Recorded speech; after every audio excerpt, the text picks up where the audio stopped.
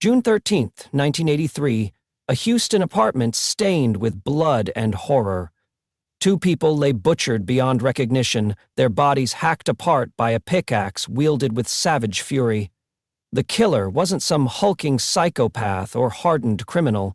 She was a 23-year-old woman named Karla Faye Tucker, high on a cocktail of drugs and adrenaline, who would later confess to experiencing sexual pleasure with every brutal swing.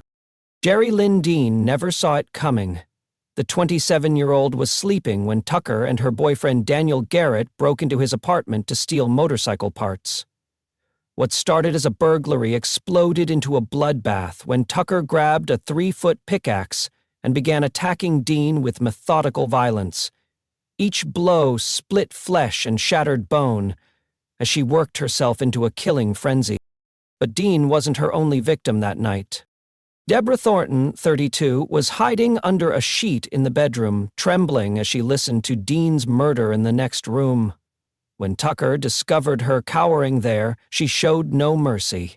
The pickaxe came down again and again, turning a terrified woman into another casualty of Tucker's drug-fueled rampage. I come there real drunk, and I see him, and I'm mad because of the things my mother had told me he'd done to her, Tucker later testified. With every stroke that it was turned me on. I would hit it again, and I would hit it again, and I would hit it again, and I would hit it again. 14 years later, Tucker sat on Texas death row as a born-again Christian, claiming Jesus had transformed her from a murderous addict into a reformed woman worthy of mercy. Religious leaders, celebrities, and even the Pope pleaded for her life. Protesters gathered outside Huntsville prison. International media covered every detail of her case. How does a drug-addicted prostitute who butchered 2 innocent people with a pickaxe become the global face of capital punishment reform? How does a woman who admitted to sexual gratification from murder convince millions that she deserves to live? The answer reveals everything about how society views female killers differently than male ones, and why that double standard can be deadly. But Karla Faye Tucker's story is just the beginning of Texas's darkest female killers. Welcome to Savage Case Files, where we expose the deadliest women in American criminal history. Over the next hour, you're about to witness 16 more cases that will completely shatter every assumption you have about female killers. Each case will force you to confront uncomfortable truths about gender, violence, and justice. Because when women kill, they don't just take lives, they destroy our fundamental beliefs about human nature itself. If you enjoy intriguing true crime documentaries like this one, hit that subscribe button so you don't miss out on our stories. Case 2. Yolanda Saldivar. March 31st, 1995. The Days Inn Motel in Corpus Christi, Texas. Selena Quintanilla Perez, the 23-year-old queen of Tejano music, walked into room 158 to confront the woman she'd trusted with her career, her money, and her life.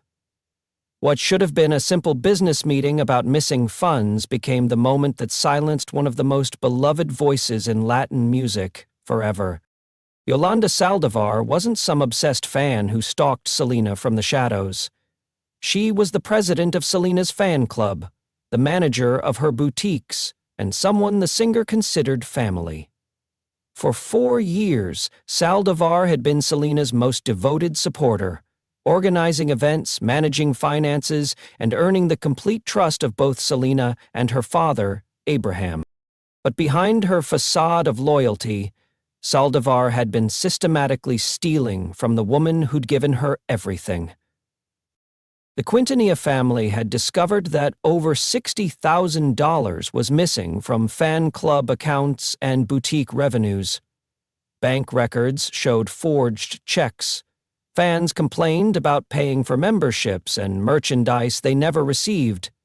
When confronted, Saldivar had excuses for everything, but the evidence was overwhelming.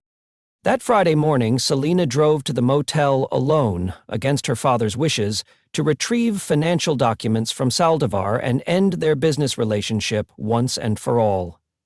She had no idea that the woman she'd trusted for years had brought a .38 caliber revolver to their final meeting.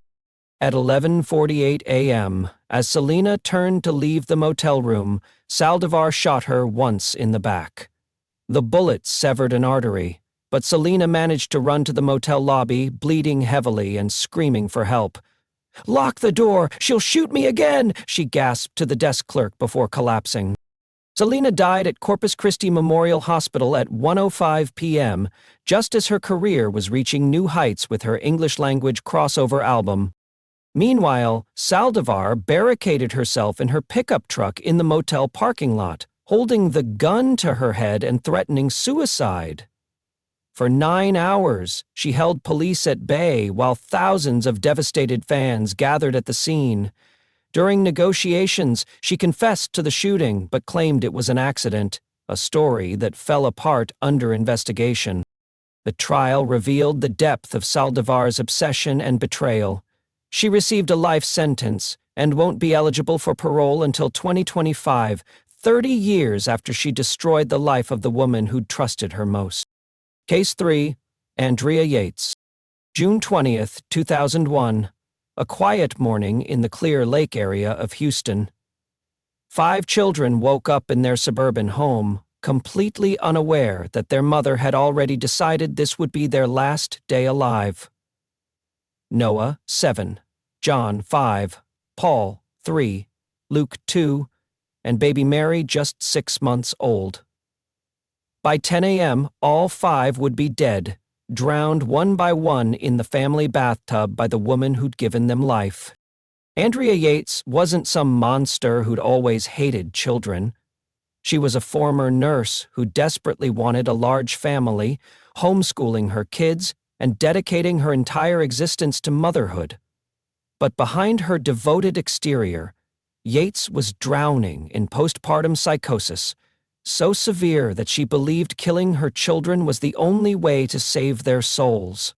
Her husband, Rusty, had left for work that morning, leaving Andrea alone with the children for the first time in months. She had been hospitalized multiple times for severe depression and psychotic episodes. Her psychiatrist had warned that she should never be left alone with the kids, but Rusty believed his wife was getting better. He was catastrophically wrong. At 9:56 a.m., Andrea filled the bathtub with water and began her methodical execution of her own children. She started with Paul, the 3-year-old, holding him underwater until he stopped struggling. Then Luke, the 2-year-old, then baby Mary.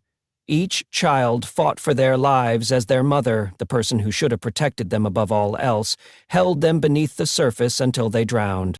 7-year-old Noah walked in and saw his siblings' bodies floating in the tub.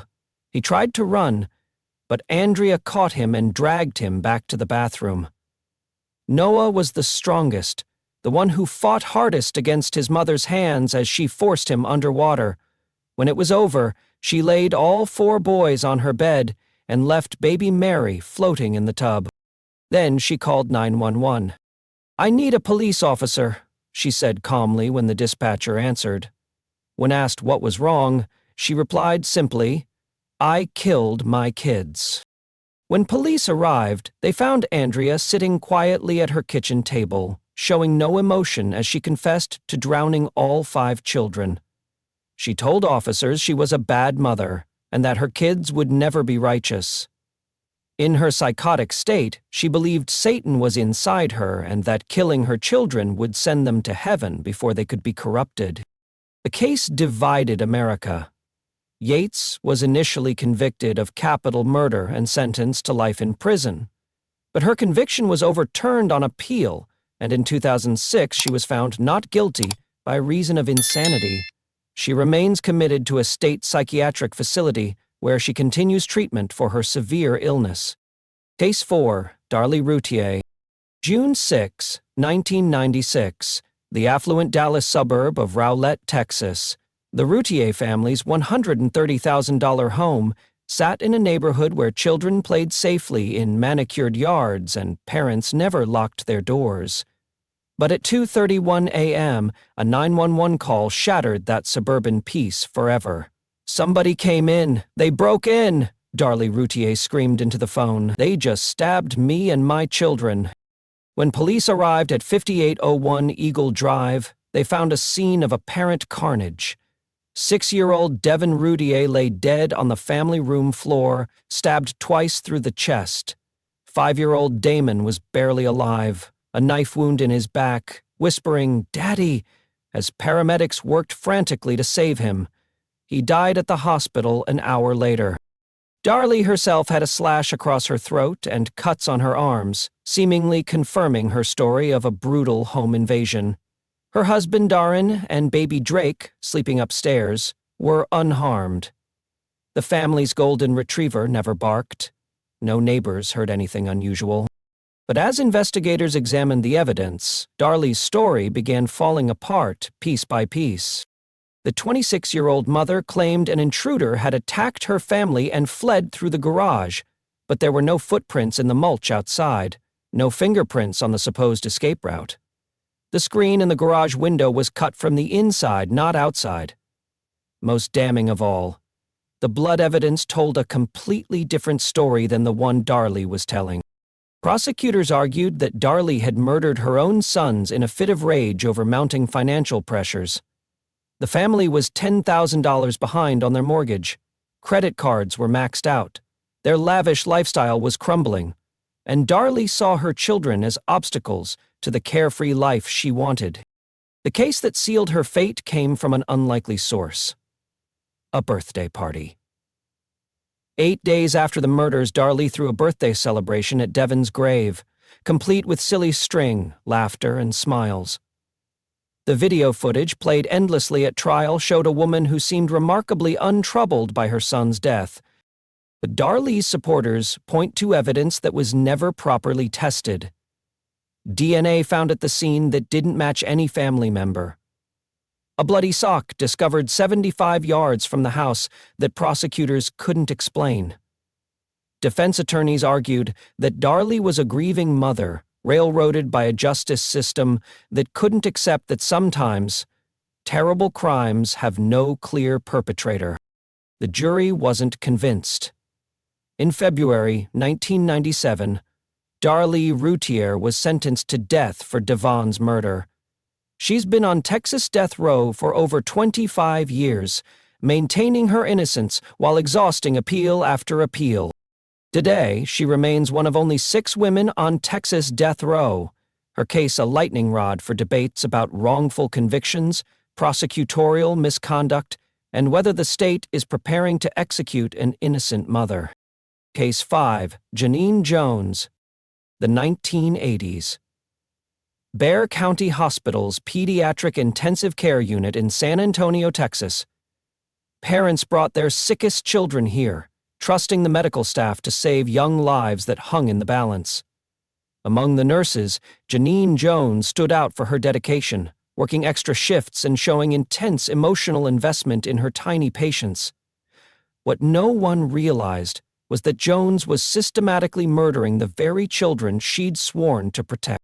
Jones wasn't some obvious psychopath who aroused suspicion from colleagues. She was a licensed vocational nurse who'd worked in pediatric care for years, earning praise from supervisors for her commitment to critically ill infants. Parents saw her tears when children died and mistook her emotional displays for genuine compassion. They had no idea those tears came from the thrill of playing God with innocent lives. But other nurses began noticing disturbing patterns. Children under Jones's care suffered unexplained cardiac arrests at alarming rates. Healthy babies would suddenly crash during her shifts, requiring emergency resuscitation that Jones herself would heroically perform. She seemed to have an uncanny ability to predict which children would take a turn for the worse. The truth was far more horrifying. Jones was creating the medical emergencies herself. Using succinylcholine, a paralytic drug, and digoxin, a heart medication, Jones would inject her victims and watch as they went into cardiac arrest. Some children she saved, basking in the praise for her quick thinking and medical skills. Others she let die, comforting grieving families while secretly savoring their pain. When suspicious colleagues began tracking the pattern of deaths and near deaths, Jones was quietly transferred to a pediatric clinic in Kerrville. But she brought her deadly habits with her.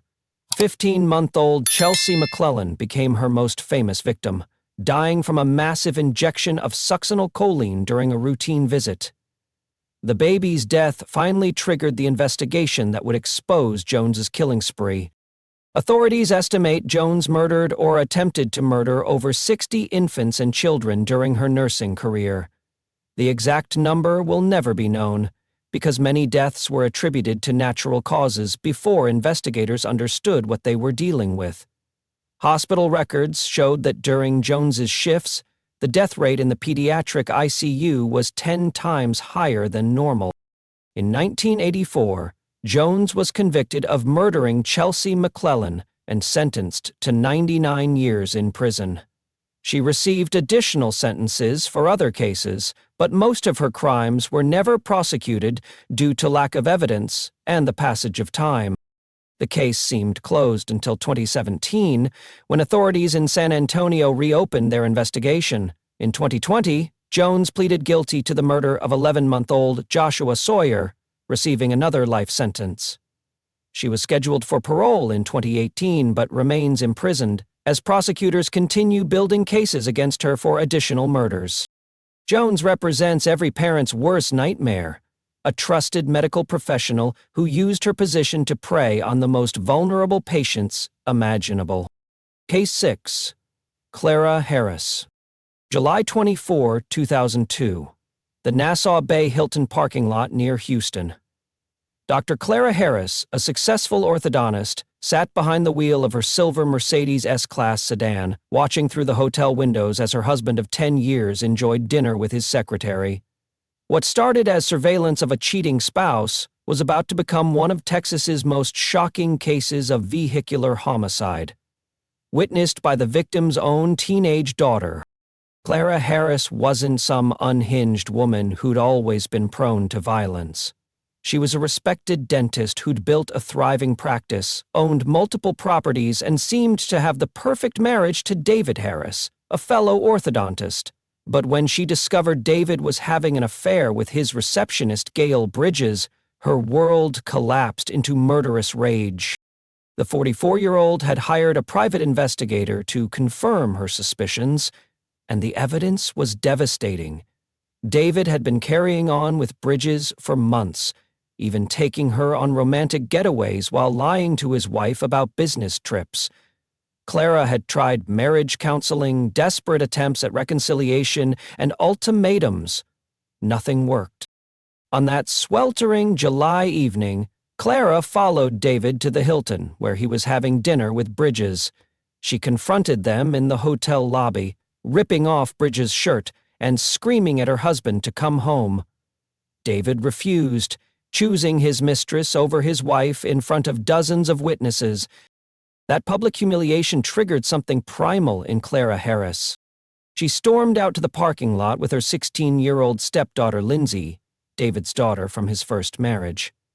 As David and Bridges walked toward his car, Karla gunned her Mercedes straight at them. Bridges dove out of the way, but David wasn't fast enough. The 3,000-pound luxury sedan slammed into David Harris at full speed, launching his body into the air before he crashed onto the asphalt. But Karla wasn't finished. As Lindsay screamed, "Stop! You're killing him!" from the passenger seat, Karla backed up and ran over her husband's body 2 more times, making sure he was dead. Hotel guests watched in horror as Karla calmly parked her blood-splattered Mercedes and walked back into the hotel lobby, leaving her husband's mangled corpse in the parking lot. David Harris, 44, was pronounced dead at the scene, his body so badly crushed that paramedics couldn't save him. The entire incident was captured on the hotel's security cameras, providing prosecutors with undeniable evidence of premeditated murder. Karla's defense team argued it was a crime of passion, claiming she'd only meant to scare David, not kill him. But the video showed her deliberately targeting him and running him over multiple times. The jury wasn't buying the accident theory. In February 2003, Clara Harris was convicted of murder and sentenced to 20 years in prison. She served 15 years before being paroled in 2018, returning to a world where her crime had become a cautionary tale about the deadly consequences of infidelity and rage. Case 7. Susan Wright. January 13, 2003. A quiet Harris County neighborhood where Susan Wright shared a modest home with her husband Jeff and their 2 young children.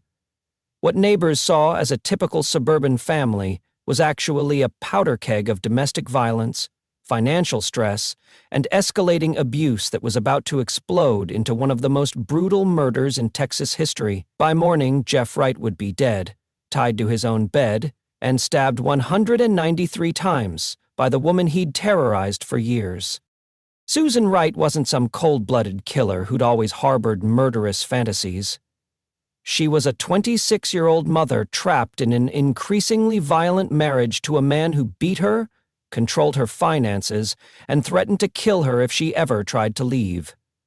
Jeff Wright was a cocaine addict whose drug habit had drained their savings and turned him into a paranoid, abusive husband who saw enemies everywhere.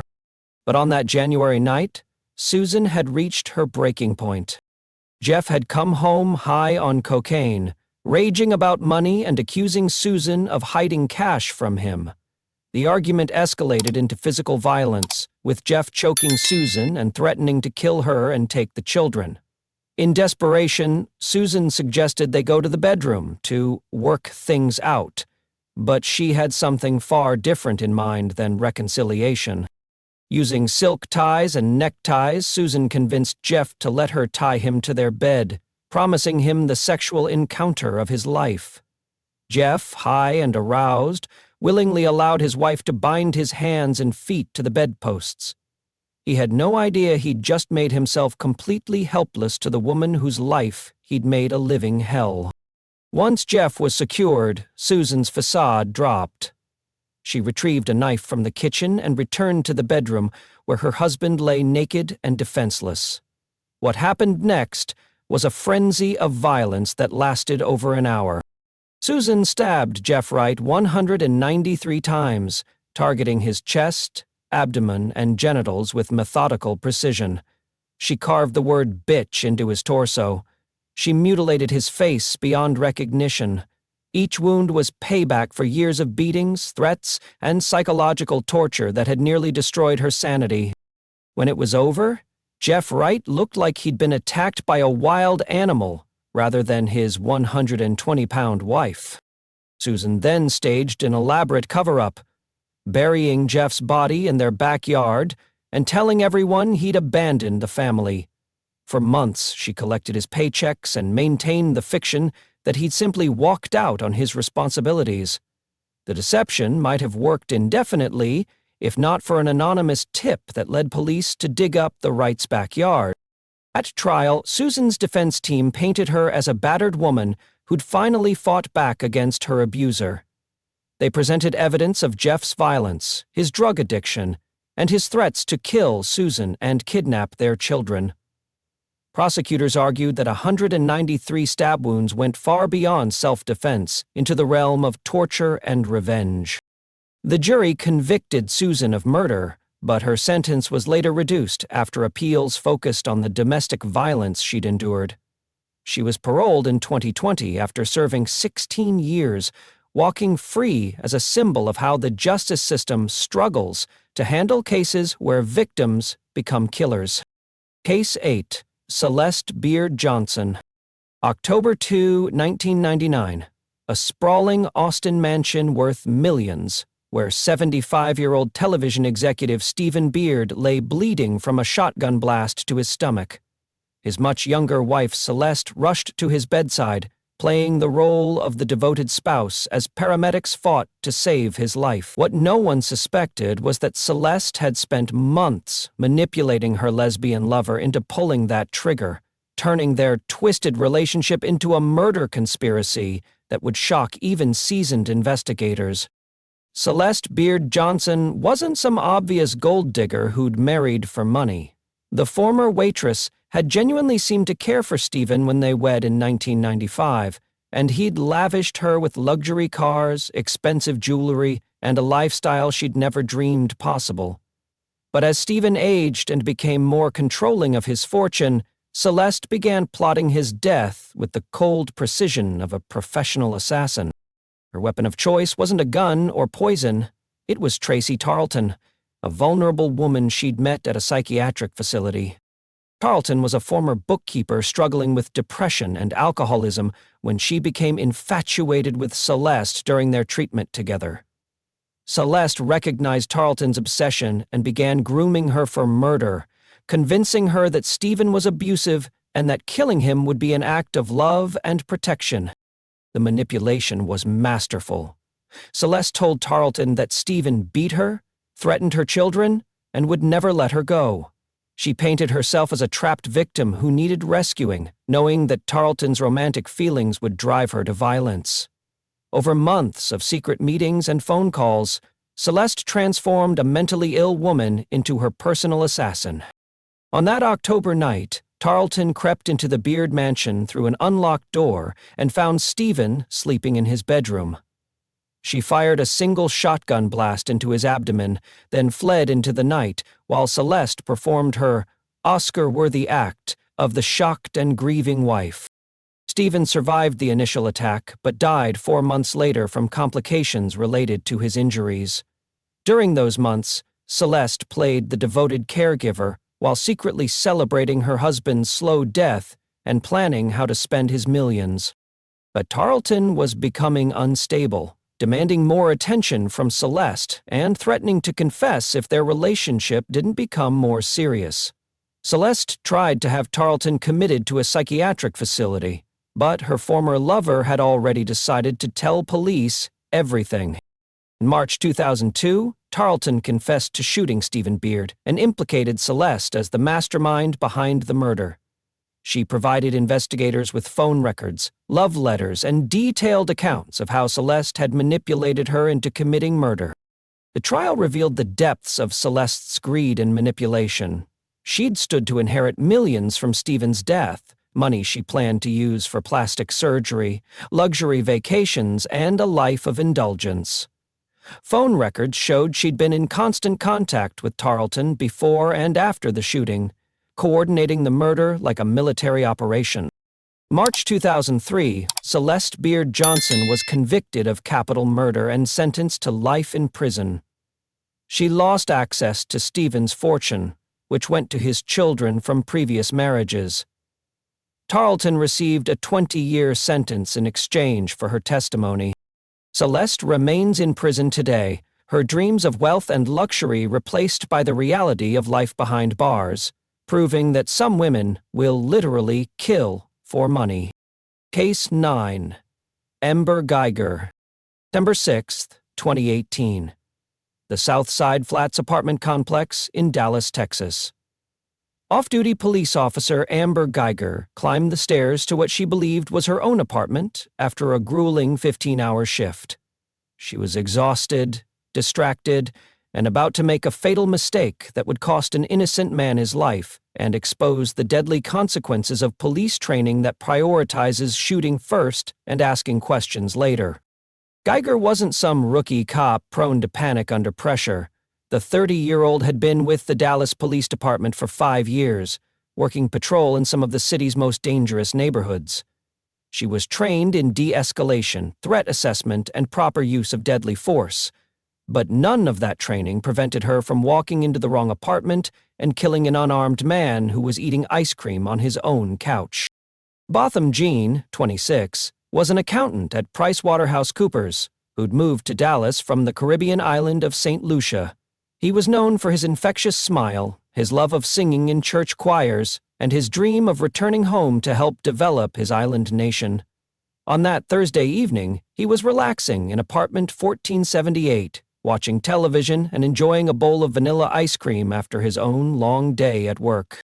Geiger lived in apartment 1378, directly below Jean's unit, but when she got off the elevator on the 4th floor instead of the 3rd, She walked to what she thought was her apartment and found the door slightly ajar. According to her testimony, she believed someone had broken into her home. What happened next lasted only seconds, but would haunt both families forever. Geiger pushed open the door and saw a large silhouette in the darkened living room.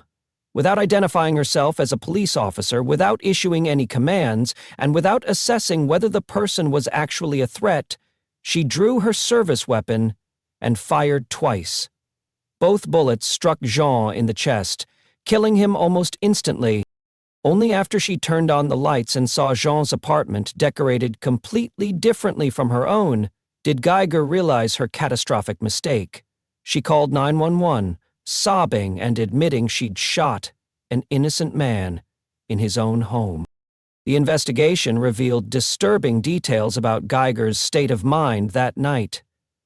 She had been texting her married police partner, with whom she was having an affair, right up until the shooting. She had been drinking earlier in the day. Most damning of all, she'd made no effort to verify she was in the right apartment before using deadly force.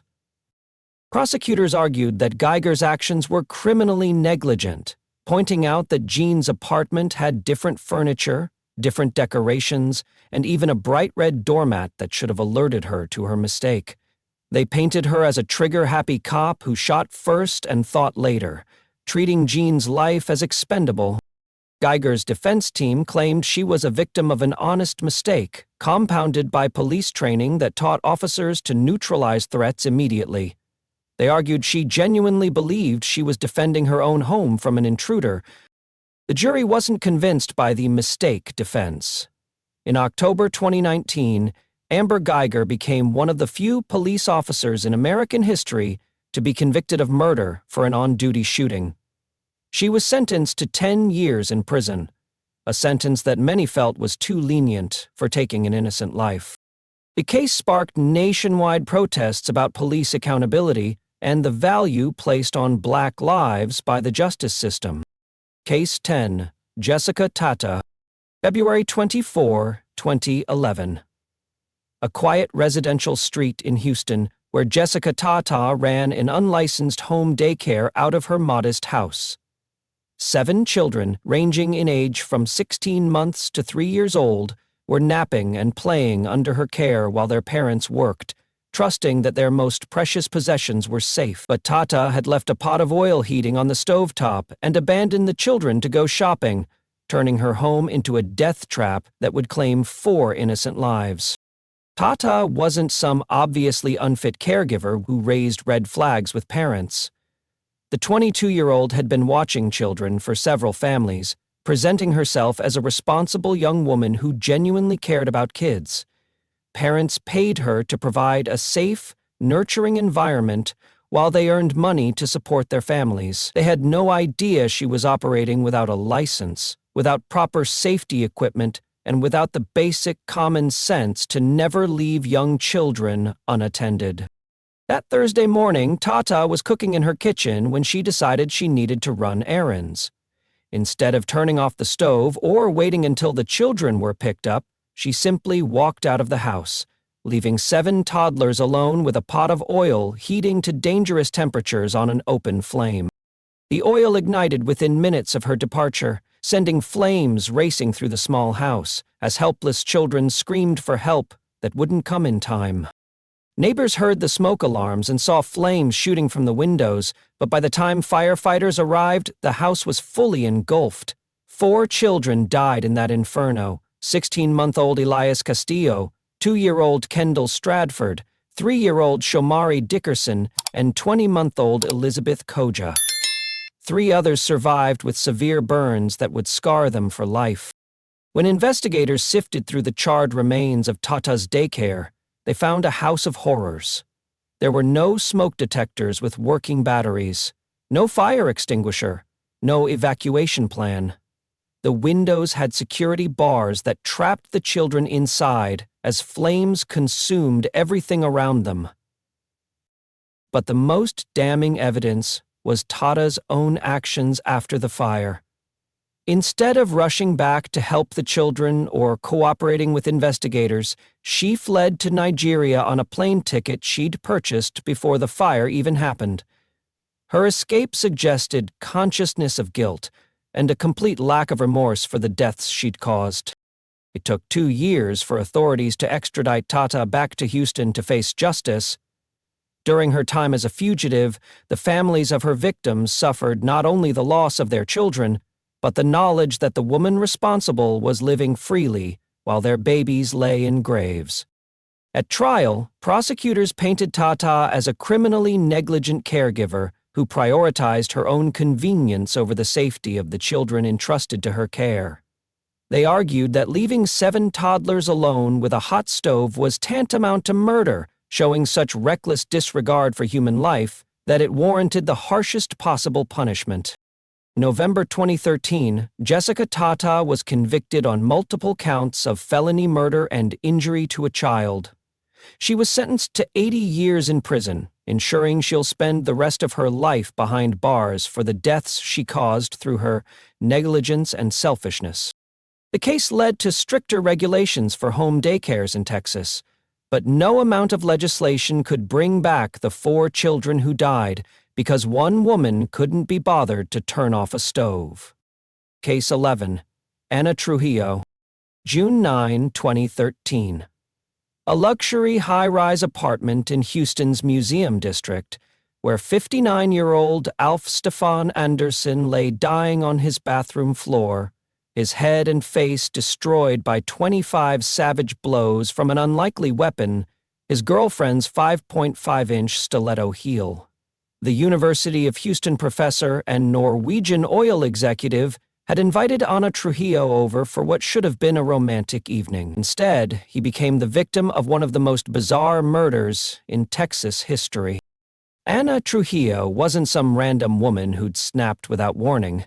The 44-year-old struggling artist had been in a volatile on-and-off relationship with Anderson for 2 years, a relationship marked by heavy drinking, explosive arguments, and increasingly violent confrontations. Friends described their dynamic as toxic, with both parties feeding off drama and conflict that regularly erupted into physical altercations. But on that June night, their dysfunction turned deadly. Anderson had been drinking heavily when Trujillo arrived at his 18th floor apartment.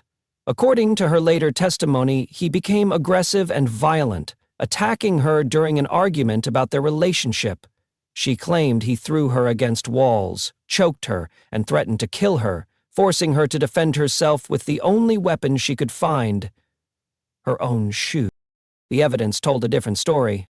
When police arrived at the Park Lane apartment complex, they found Anderson's body in a pool of blood, his skull fractured in multiple places, and his face beaten beyond recognition. The stiletto heel, covered in blood and hair, lay nearby. The attack had been so vicious that pieces of Anderson's brain were embedded in the shoe's metal heel. Trujillo was covered in blood but showed no signs of the severe beating she claimed to have endured. Her story kept changing as investigators pressed her for details. First, she said Anderson had fallen and hit his head. Then, she claimed self-defense. Finally, she admitted to hitting him with her shoe, but insisted it was only after he'd tried to strangle her. The autopsy revealed the true extent of Trujillo's rage. Anderson had suffered 25 separate blows to his head and face, delivered with such force that the stiletto heel had penetrated his skull multiple times. The attack had continued long after he was unconscious and defenseless, suggesting this was revenge rather than self-defense. Prosecutors argued that Trujillo had murdered Anderson in a drunken rage, possibly over money or their tumultuous relationship. They pointed out that she'd made no effort to call for help, instead spending hours in the apartment with his corpse before finally calling 911. Trujillo's defense team painted her as a battered woman who'd finally fought back against an abuser.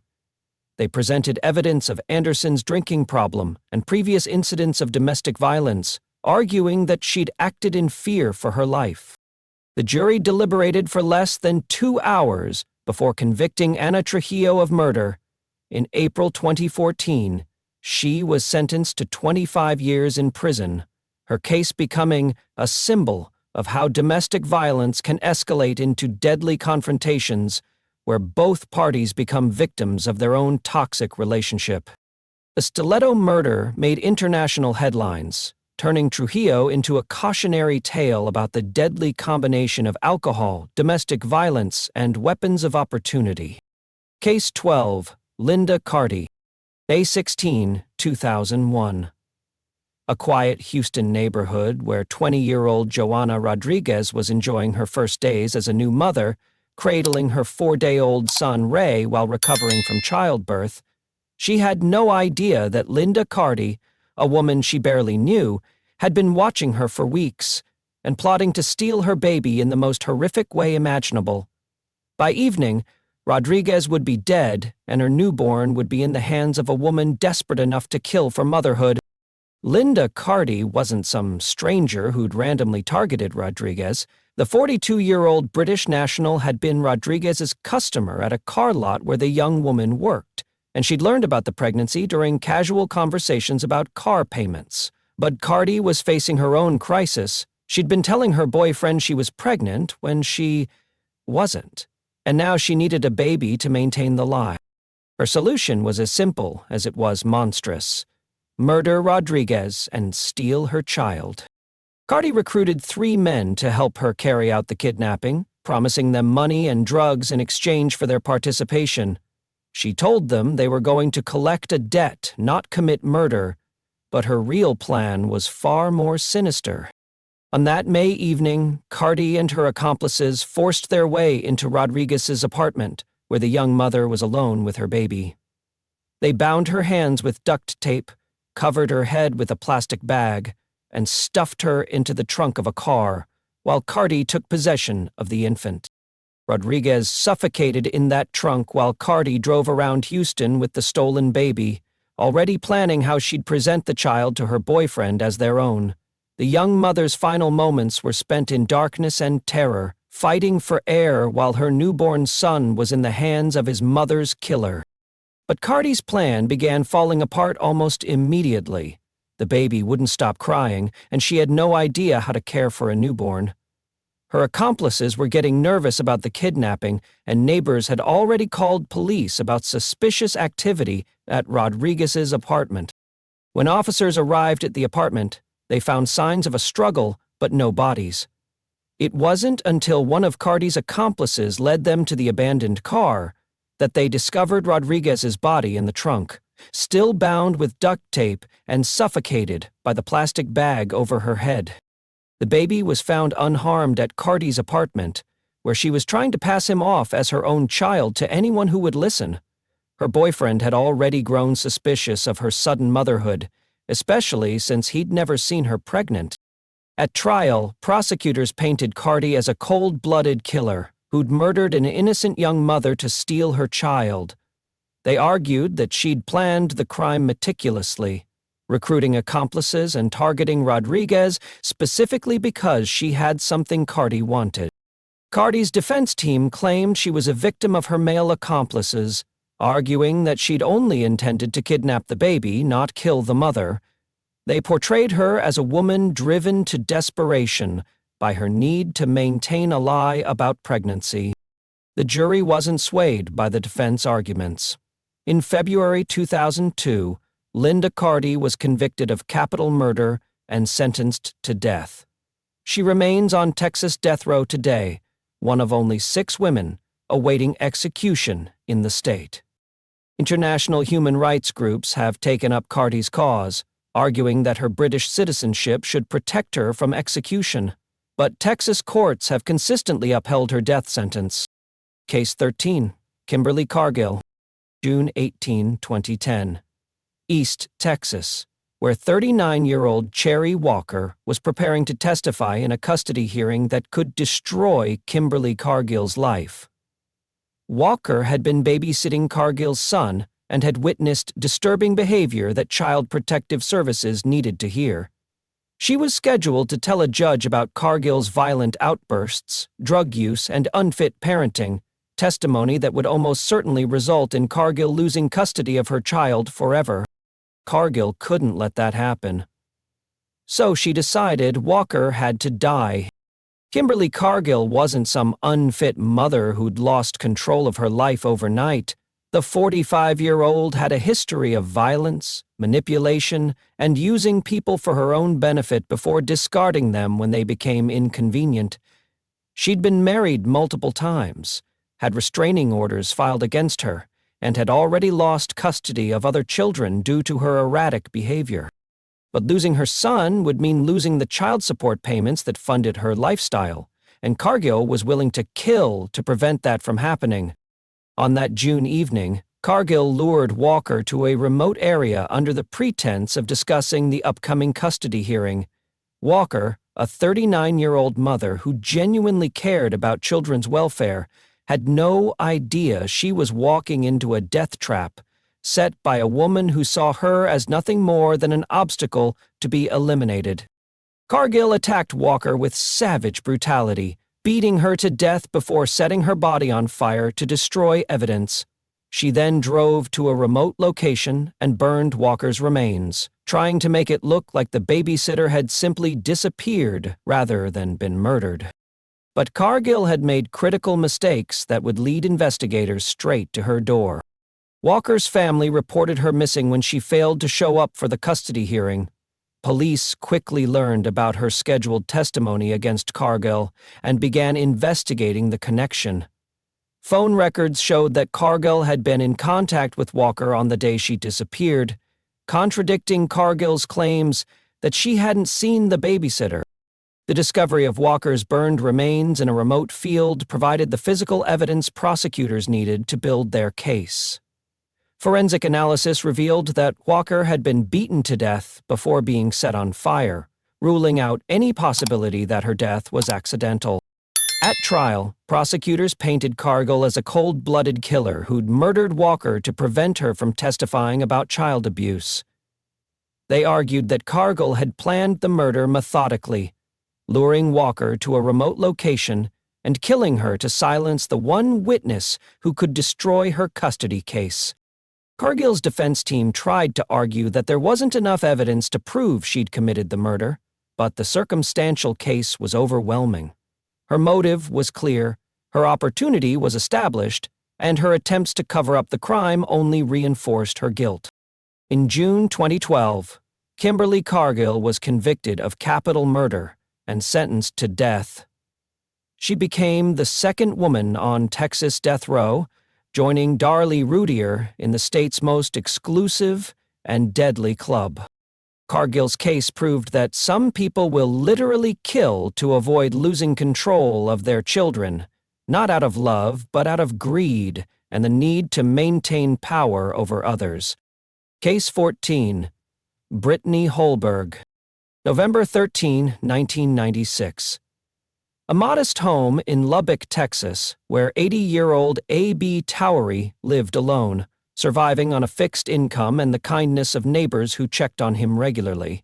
The elderly man had no idea that Brittany Holberg, a 23-year-old drug addict desperate for her next fix, had targeted him as an easy victim in what she thought would be a simple robbery. Instead, it became a torture session that ended with an old man's brutal death for less than $30. Holberg wasn't some hardened criminal with a long history of violence. She was a young woman whose life had been destroyed by drug addiction, turning her from a small-town girl into a predator willing to prey on the most vulnerable members of society. Her need for cocaine had consumed everything: her relationships, her job prospects, and ultimately, her humanity. On that November night, Holberg broke into Towery's home, expecting to find cash, prescription drugs, or anything she could sell to feed her addiction. What she found instead was an elderly man who couldn't defend himself against a younger, stronger attacker driven by desperation and drugs. But instead of simply taking what she wanted and leaving, Holberg subjected Towery to hours of torture that revealed the depths of her cruelty. She beat the 80-year-old man with a hammer, fracturing his skull and leaving him barely conscious on his own living room floor. She stabbed him multiple times with a paring knife, inflicting wounds that would have been fatal on their own. But Holberg wasn't finished with her victim. In a final act of sadistic violence, she shoved a lamp base into Towery's throat, causing him to suffocate on his own blood while she ransacked his home looking for valuables. The entire attack lasted hours, with Towery suffering unimaginable pain and terror at the hands of a woman young enough to be his granddaughter. When investigators found Towery's body the next day, they were shocked by the level of violence inflicted on such a frail victim. The crime scene looked like a war zone, with blood splattered across walls and furniture. The medical examiner counted dozens of injuries, any one of which could have killed the elderly man. But for all her brutality, Holberg had gained almost nothing from her crime. She'd stolen less than $30 in cash, some costume jewelry, and a few items she thought she could pawn. The total value of everything she took was less than $50, a pathetic sum that cost an innocent man his life. The investigation moved quickly once police identified Holberg as a suspect. She'd left fingerprints at the scene, and witnesses had seen her in the neighborhood around the time of the murder. When arrested, she was still in possession of some of Towery's belongings, providing physical evidence of her guilt. At trial, prosecutors described the murder as one of the most heinous crimes they'd ever prosecuted. They argued that Holberg had shown such callous disregard for human life that she deserved the ultimate punishment. The defense tried to argue that drug addiction had impaired her judgment, but the jury wasn't swayed by addiction as an excuse for torture and murder. In March 1998, Brittany Holberg was convicted of capital murder and sentenced to death. She joined the small group of women on Texas death row, her case serving as a reminder that addiction can turn anyone into a killer when desperation meets opportunity. Case 15. Melissa Lucio. February 15, 2007. A cramped apartment in Harlingen, Texas, where 2-year-old Mariah Alvarez lay unconscious on the floor, her tiny body covered in bruises that would soon become the center of one of the most controversial death penalty cases in American history. Her mother, Melissa Lucio, called 911 in apparent panic, but within hours she would be accused of beating her own daughter to death in a case that would divide experts, activists, and the justice system itself. Melissa Lucio wasn't some obvious child abuser who'd raised red flags with authorities. The 38-year-old mother of 14 children was struggling with poverty, domestic violence, and the overwhelming challenge of raising a large family on limited resources. She'd been in an abusive relationship with Mariah's father, and friends described her as a devoted mother who was doing her best in impossible circumstances. But when paramedics arrived at the Lucio apartment, they found Mariah with injuries that seemed inconsistent with an accidental fall, the explanation Lucio initially provided. The toddler had bruises covering her body, bite marks on her back, and signs of what appeared to be systematic abuse. She was rushed to the hospital, but died 2 days later from what the medical examiner ruled was blunt force trauma to the head. The injuries suggested prolonged abuse rather than a single incident. Police immediately focused on Lucio as their primary suspect, subjecting her to hours of aggressive interrogation while she was grieving the loss of her daughter. The interrogation techniques used were later criticized as coercive, with officers repeatedly telling Lucio that they knew she was guilty and pressuring her to confess. After hours of questioning, Lucio made statements that prosecutors interpreted as admissions of guilt. She said she was responsible for Mariah's death, and that she'd been a bad mother. But her supporters argue these weren't confessions, but rather the words of a traumatized woman who'd been psychologically broken by aggressive interrogation tactics. The case against Lucio relied heavily on her statements during interrogation, and the medical examiner's conclusion that Mariah's injuries were consistent with abuse. Prosecutors painted her as an overwhelmed mother who had snapped under pressure and beaten her daughter to death in a fit of rage. But Lucio's defense team presented evidence that told a different story. They argued that Mariah's injuries were consistent with an accidental fall downstairs, pointing to the fact that the family had recently moved and the apartment had steep, uncarpeted stairs. They brought in medical experts who disputed the abuse findings and suggested the injuries could have been caused by a single traumatic fall. The defense also highlighted Lucio's history as a victim of domestic violence, arguing that her abusive relationship had conditioned her to accept blame for things that weren't her fault. They claimed her statements during interrogation were the result of learned helplessness rather than actual guilt. Despite these arguments, Melissa Lucio was convicted of capital murder in 2008 and sentenced to death. She became one of only 6 women on Texas death row, maintaining her innocence while exhausting appeal after appeal. But in 2022, just days before her scheduled execution, new evidence emerged that cast serious doubt on her conviction.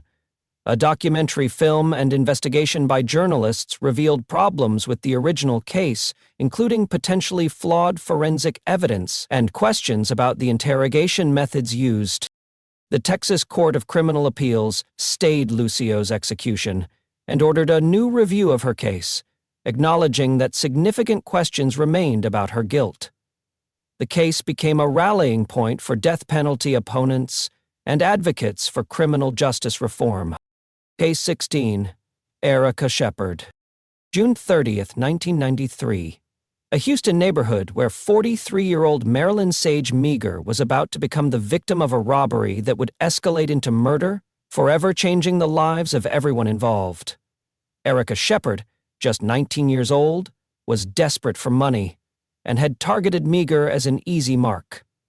What started as a simple theft would end with a woman's brutal death and a teenager facing the electric chair. Shepherd wasn't some hardened criminal with years of violent crime behind her. She was a young woman whose life had taken a dangerous turn, leading her into a world of drugs, desperation, and increasingly risky criminal behavior. At 19, she was old enough to make deadly decisions, but young enough to believe she could get away with anything. The robbery plan seemed straightforward enough: break into Meager's home, take whatever valuables they could find, and escape before anyone discovered the crime. Shepherd had recruited accomplices to help with the break-in, believing that multiple people would make the job easier and safer. But robbery plans rarely go according to script, especially when the victims fight back. When Shepherd and her accomplices broke into Meager's home, they expected to find an easy target who would comply with their demands and hand over money and jewelry without resistance. Instead, they encountered a woman who refused to be victimized without a fight. The confrontation escalated quickly, from theft to violence. What should have been a quick grab-and-run robbery turned into a prolonged struggle as Meager fought for her life against multiple attackers who were willing to use deadly force to complete their crime. Shepherd's role in the murder was central to the prosecution's case. They argued that she had been the driving force behind the robbery and had participated directly in the violence that killed Meager. The evidence showed that this wasn't a case of a robbery gone wrong, but rather a deliberate murder committed during the course of another felony. The brutality of Meager's death shocked investigators and prosecutors alike. The victim had suffered multiple injuries during the attack, showing that her killers had used excessive force far beyond what was necessary to complete a robbery. The violence suggested rage, desperation, or complete disregard for human life. At trial, prosecutors sought the death penalty against Shepherd, arguing that her youth didn't excuse the brutality of her crime. They painted her as a cold-blooded killer who had shown no mercy to an innocent victim and deserved the ultimate punishment for her actions. The jury agreed, convicting Shepherd of capital murder and sentencing her to death in 1995. At 21, she became one of the youngest women ever sentenced to death in Texas, joining the small group of female inmates on the state's death row. But Shepherd's case would take an unexpected turn years later. Legal challenges to her conviction and sentence eventually resulted in her death sentence being overturned, and she was resentenced to life imprisonment without the possibility of parole.